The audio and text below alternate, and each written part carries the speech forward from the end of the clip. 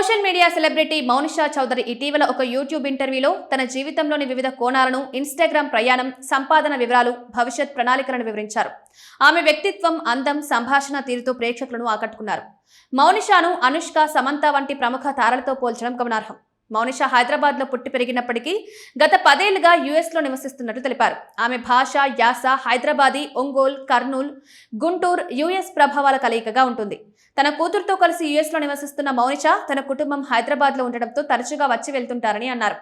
Mounisha Instagram ప్రయాణం అనుకోకుండా మొదలైంది. డల్లాస్ లో ఒకసారి మంచు కురిసినప్పుడు సరదాగా తీసిన ఒక రీల్ ఊహించని విధంగా వైరల్ అయింది. అది ఆమెకు కంటెంట్ క్రియేటర్ గా గుర్తింపునిచ్చింది.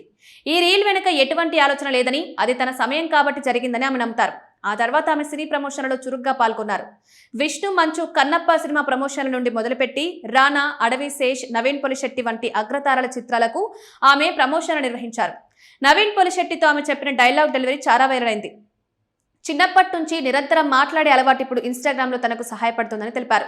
అనేక మందికి ఆసక్తి కలిగించే ఇన్స్టాగ్రామ్ ఆదాయం గురించి మౌనిషా స్పష్టతనిచ్చారు. ఇన్స్టాగ్రామ్ ద్వారా వచ్చే ప్రత్యక్ష మానిటైజేషన్ చాలా తక్కువని, కేవలం $1-2 మాత్రమేనని వివరించారు. ఆమెకు ప్రధాన ఆదాయం బ్రాండ్ ప్రమోషన్లు, డీల్స్ ద్వారానే వస్తుందని, ఇది ఫాలోవర్లు, వ్యూస్ సంఖ్య ఆధారంగా నిర్ణయించబడుతుందని పేర్కొన్నారు.